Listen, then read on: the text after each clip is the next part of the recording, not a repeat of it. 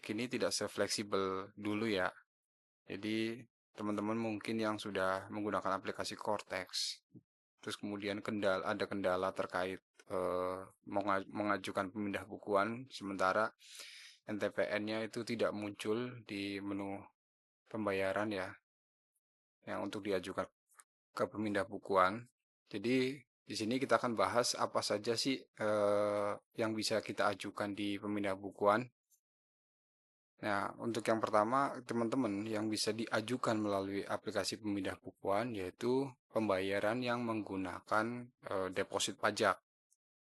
Jadi ketika teman-teman membayarkan melalui deposit pajak, teman-teman bisa melakukan pemindah bukuan. Cenderungnya kan misalnya teman-teman ada naruh deposit untuk PPh pasal 21 gitu. Nah, nanti ketika teman-teman mau melakukan action bayar di PPh pasal 21, dia akan langsung potong dari deposit, atau pas pada saat pembayaran teman-teman tinggal pilih aja menggunakan deposit gitu.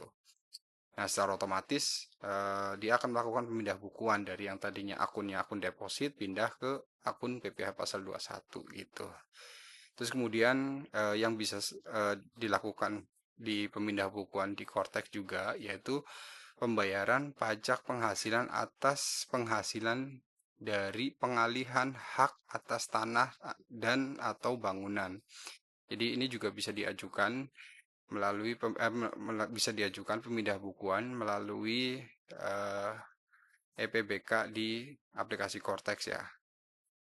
Nah, terus kemudian yang ketiga yang teman-teman bisa lakukan pemindah bukuan di aplikasi Cortex yaitu atas pembayaran bea materai yang belum digunakan. Ini juga teman-teman bisa ajukan pemindah bukuan. Nah, terus kemudian ada juga pembayaran atas yang lebih besar daripada pajak yang terhutang. Misalnya teman-teman pajak yang terhutangnya 10 juta, sementara teman-teman membayarnya lebih dari itu, maka teman-teman bisa mengajukan pemindah bukuan atas selisih tersebut ya. Itu dia ada 4 poin yang teman-teman bisa ajukan pemindah bukuan di aplikasi Cortex. Nah, saat ini kira-kira apa saja yang tidak bisa diajukan pemindah bukuan di aplikasi Cortex? Yang pertama adalah pembayaran melalui surat setoran pajak yang kedudukannya dipersamakan dengan faktur pajak. Ini sesuai dengan berdasarkan ketentuan pasal 9 ayat 8 Undang-Undang Pajak Pertambahan Nilai. Jadi SSP dari PPN ya. Terus kemudian yang tidak bisa diajukan lagi adalah pembayaran atas penyetoran bea materai atau pembayaran untuk penyetoran bea materai, yaitu pendistribusian materai elektronik pada badan usaha yang bekerja sama dalam perusahaan percetakan uang Republik Indonesia untuk melaksanakan distribusi materai elektronik. Ada juga penjualan materai tempel yang dilakukan oleh PT Pos Persero. Nah, ada juga pembayaran pajak yang tidak bisa dipindah bukuan, yaitu pembayaran pajak yang dianggap sebagai menyampaikan surat pemberitahuan massa. Jadi kayak SSP, PPh pasal 21 gitu ya. Nah, terus kemudian ada juga yang tidak bisa diajukan pemindah bukuan, yaitu pembayaran pajak sebagai satu kesatuan dengan menyampaikan surat pemberitahuan, yaitu kayak tadi PPh pasal 21 ya. Jadi itu ada 4 juga. Kita anggaplah contoh kasusnya ya. Jadi misalnya CVA gitu telah melaporkan SPT masa unifikasi masa pajak Januari tahun 2025. Akibat adanya pembetulan bukti potong PPh pasal 23, maka dilakukan pembetulan SPT masa unifikasi yang menyebabkan terjadinya kelebihan pembayaran pajak.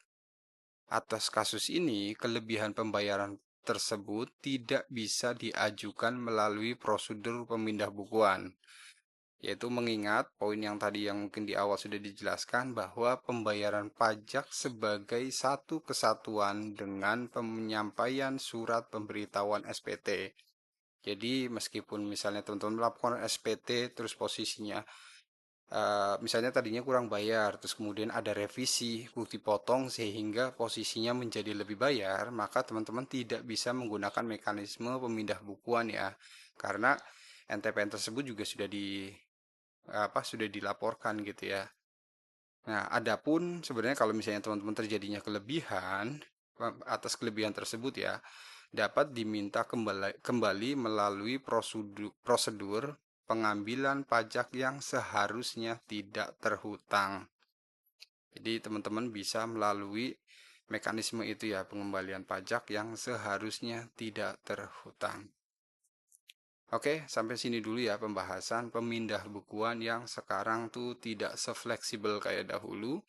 Ketika di DJP online kan kita bisa melakukan pemindah bukuan atas pembayaran pajak apa aja. Yang penting NTP-nya belum dipakai.